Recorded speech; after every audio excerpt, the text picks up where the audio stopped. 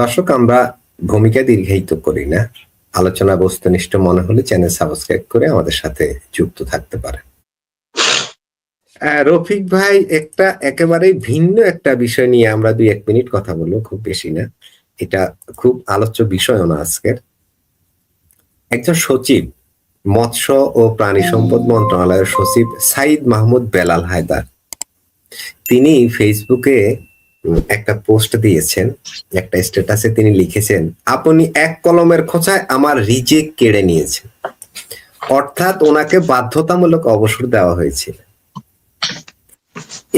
ইনি কতটা মেধাবী! চট্টগ্রাম বিশ্ববিদ্যালয়ের মেরিন সায়েন্স বিভাগ থেকে সমুদ্র বিজ্ঞানে মাস্টার্সে প্রথম শ্রেণীতে প্রথম স্থান অর্জন করা মেধাবী ছাত্র। তিনি প্রথম শ্রেণীতে প্রথম, ফার্স্ট ক্লাস ফার্স্ট। 13তম বিসিএস এ সুপারিশ প্রাপ্ত হয়ে 94 সালে ক্যাডার সার্ভিসেস যোগ দেন। 94 সালে, তখন বিএনপি ক্ষমতায়। ঠিক আছে, এই মানুষটাকে বাধ্যতামূলক অবসর দেওয়া হয়েছে। এরকম অনেক হাজার হাজার, না এরকম যা ঘটেছে। এই যে বিষয়গুলো, এই বিষয়গুলোকে কি আপনি কি মনে করেন আমাদের বর্তমান যে সরকার আছে, ডক্টর ইউনূসের শাসন আমলের যেই অন্যায়গুলো, সেগুলোর প্রতি কি সুনজর দেওয়া উচিত বলে মনে করেন? এই ভদ্রলোকের আপনি সামনে আনছেন, তাই না? ওই ভদ্রলোক একজন স্যাম্পল, ওই যে স্যাম্পল একজন দেখাইলাম। অনেকেই কলার ধরে ধরে টেনে টেনে শিক্ষকদেরকে না দেখেননি কিভাবে পদত্যাগ করিয়েছে এই মানুষগুলো। এই ভদ্রলোক সচিব হিসেবে রিটায়ার করছে, 8 মাস সচিবগিরি করছে, মানে চাকরির শেষ অবস্থায় চলে গেছিল, অথবা আর কিছুদিন পরে উনি রিটায়ারমেন্টে চলে গেল। এটা আপনি ওনার কথাটা আপনি উঠাইছেন, ঠিক আছে, ধন্যবাদ। তবে শুনেন, আমি আমার জানা মতে অনেকে আছে, ধরেন আমার একজন জানা মতে একটা ইয়ে আছে, এসপি ছিল, সে মানে এসপি হিসেবে প্রমোশন পাইছে মাত্র হয়তো বা 2-3 মাস আগে। আচ্ছা, তখন ওর হেডকোয়ার্টারে তার পোস্টিং হলো। ও কুমিল্লাতে, আপনার কুমিল্লা সার্কেল অফিসার ছিল বহুত দিন। ওরে যখন আপনার এই সরকারের পতন হওয়ার পরে, তখন ওকে আপনার সারদাতে ইয়া করা হলো, তাকে পোস্টিং দিয়ে গেল, মানে নিয়ে গেল। এর 6 মাস পরে তাকে আপনার অ্যারেস্ট করে জেলে, আজকে এখন জেলে আছে। তার 2টা ছোট বাচ্চা আছে।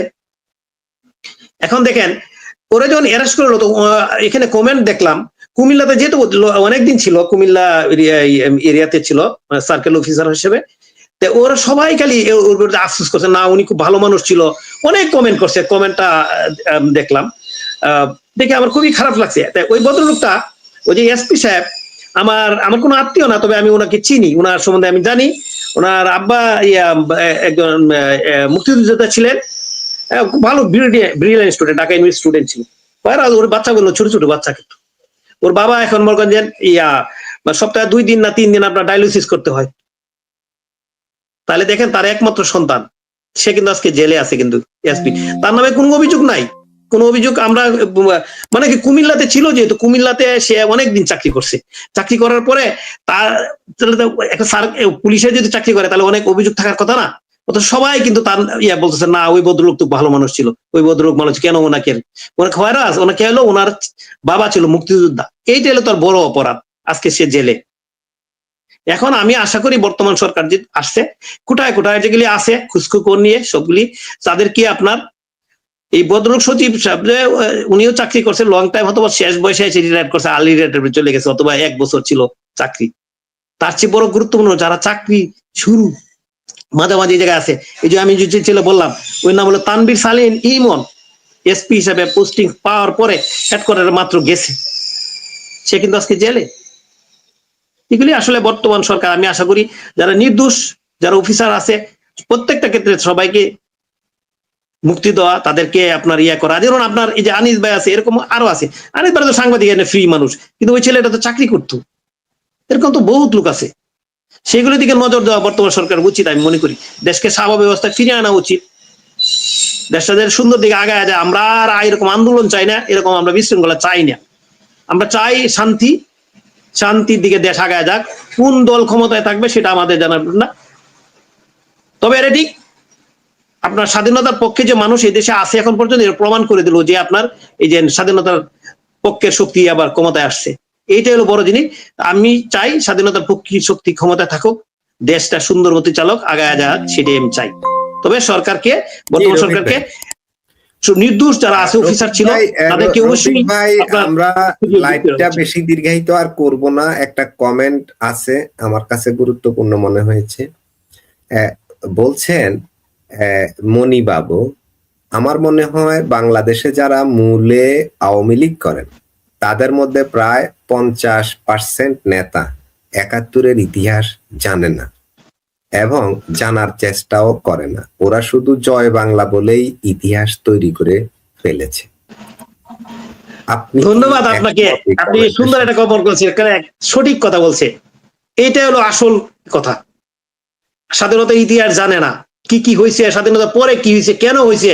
এই যে আপনি বললেন যে দুর্ভিক্ষ কেন হইলো, দুর্ভিক্ষ হওয়ার পিছনে কারণ হলে জানেন, আমেরিকা থেকে আপনার গম এবং চালের আপনার শীত, আপনার কি আমাদের দেশের কিনা টাকা, এলসি করার টাকা, ওই মাল মানে চাল এবং গম আপনি বঙ্গোপসাগরের কাছাকাছি আইসা ওরা ফেরত নিয়ে গেছে, অথচ আমাদের এলসি করা ইয়া ছিল, যে কারণে দেশের তো তখন দুর্ভিক্ষ হয়েছিল। এটা কি ইতিহাস জানে?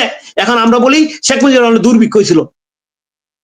ইতিহাসগুলি কি না, এর নেগেটিভ দিকটাকেও আওয়ামী লীগের নেতা কর্মীরা মেনে নিয়েছে যে হ্যাঁ হ্যাঁ দুর্ভিক্ষ হয়েছে, কিন্তু কেন হয়েছে কেন হয়েছে জানতে হবে। এটা রাশিদ ভাই আমাকে বললো না, 73-এর নির্বাচন জনগণকে তারা কখনো দেয়নি।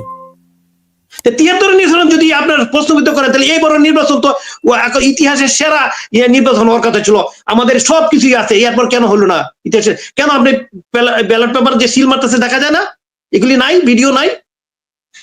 এবারে নির্বাচনের ব্যালট সিল মারতেছে না, ও গ্রিন সিল মারতেছে না, নিজেরা নিজে সিল মারতেছে না। তা রাশেদ ভাই তো রাগ করে চলে গেল গা 73-এর নির্বাচনটা বইলা। ওই বললাম যে আপনার জন্ম হয়েছে কিনা এই সময়।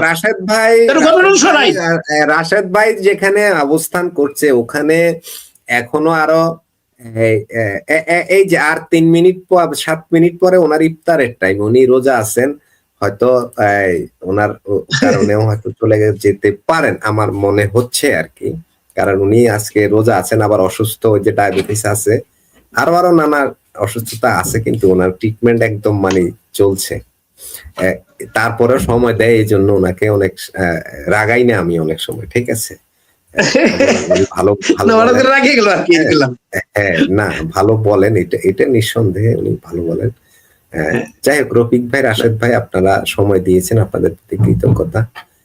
অনেক দর্শক আজ আমাদের লাইভ দেখেছেন, আপনাদের প্রতি অনেক প্রীতি ও ভালোবাসা। দর্শক যারা এখনো সাবস্ক্রাইব করেননি, মনে চাইলে আমাদের চ্যানেলটা সাবস্ক্রাইব করে রাখতে পারেন, যাতে পরবর্তী লাইভগুলো আপনি সহজে পেয়ে যান। দেখা হবে পরবর্তী লাইভে। সে পর্যন্ত সবাই ভালো থাকুন, সুস্থ থাকুন এবং নিরাপদে থাকুন।